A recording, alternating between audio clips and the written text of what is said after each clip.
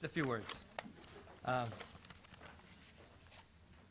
General semantics means a lot to me.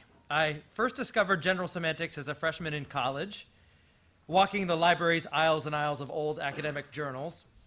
As I remember it, it was the curious title, etc., that drew me to open up a volume of that journal published then by the International Society for General Semantics and see what was inside.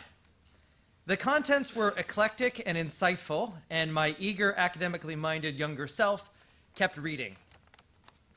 I seem to remember seeing several references to somebody named Alfred Korzybski, a book of his called Science and Sanity, probably references to S.I. Hayakawa and others. Fortunately, my college library had at least one copy of Science and Sanity, and I eventually got to reading it. It was fascinating.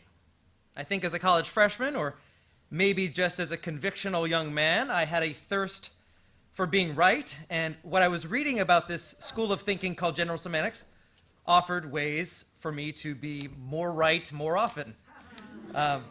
General Semantics taught me about language, how there are metaphysics and belief systems embedded in the structure of the language we use, and that maybe we should stop espousing those beliefs when modern science has since contradicted them, and maybe do things to update our language. General Semantics taught me how to change the structures of my written and spoken sentences subtly to be just a bit more true to facts. General Semantics taught me about the problems with using absolutisms like the words all and always, and how it is nearly impossible for our nervous systems to know all about anything, so maybe stop acting as if I do. It taught me about the problems with be verbs and adjectives and how they can suggest a belief that qualities like color are inherent ingredients in the objects we see rather than being something our nervous systems construct for us. Most of all, General Semantics taught me that no two people's nervous systems are exactly alike in all respects. Instead, at best, they are structurally similar. This lesson was profound for me because it taught me that these little differences between yours and my nervous system can account for little differences we have in our interpretation of events, such that my opinion may be just as valid as your opinion and vice versa.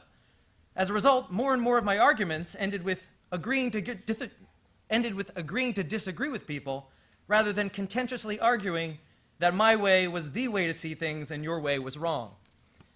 The lessons of General Semantics were so eye-opening and exciting for me that I joined the International Society for General Semantics as a college freshman, and eventually also the Institute of General Semantics. My career path was and is as an actor, and in college I dreamt of, maybe being a famous actor and doing a public service announcement for General Semantics that would air on TV and drive interest in the subject. I believed in General Semantics and thought its value had long ago been academically and culturally demonstrated, that maybe a PSA here and there would help keep up its profile in the public realm and simply remind people about it. I've since learned that still, not really a lot of people know about General Semantics, and that it's getting older and older along with the people associated with the field.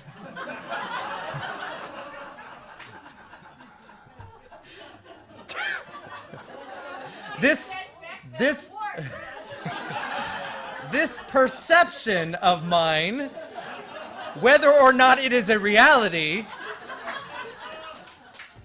leads me to a feeling of responsibility to keep General Semantics alive and preserve it so that it can be accessed and rediscovered.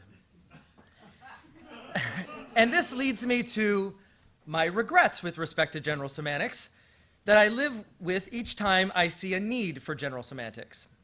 Because while I'm receiving this award for contributions, accomplishments, and efforts in the field of General Semantics, and while I do my part to maintain a respectable image of General Semantics by managing its website, I continually regret that I cannot do more for General Semantics. The demands of working in TV and film are large, and the pursuits of my acting career require focus. So some time ago, I had to draw a line a bit. Some time ago, I had to draw a bit of a line, albeit fuzzy, that I can only do so much for General Semantics because time does not permit me to engage the passion I have for General Semantics without compromising my professional pursuits. This is to say that A, there is so much more that I want to do for general semantics, and B, it is more or less realistic that I can't do all those things with the speed and focus that I want to employ. General semantics deserves more than I can offer. So, I want to call on you. Not you who are doing things for general semantics already. Thank you so much.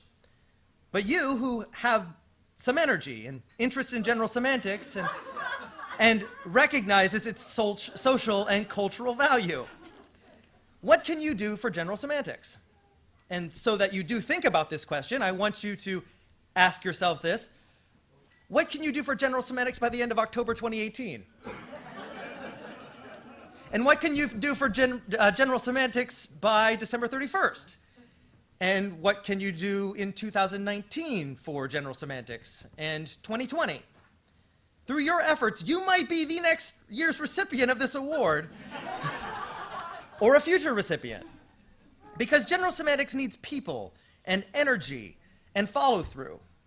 We are again in an era wherein the lessons of general semantics would critically help people sort through the speech and writings of their leaders and give people tools for staying sane in the face of confusing language and propaganda. We're in an era where prominent figures are insisting words matter. Words matter might as well be a slogan or hashtag for general semantics. If there is anything that general semantics calls attention to, it is words and matter. Because general semantics focuses us on matter in the empirical realm and the words used to describe it. Knowing the relationship between empirical reality and the words we use is half the battle. But without people and energy and follow-through to promote and apply general semantics merely sits on a website or in books to be discovered. So again, I ask you, what can you do for general semantics?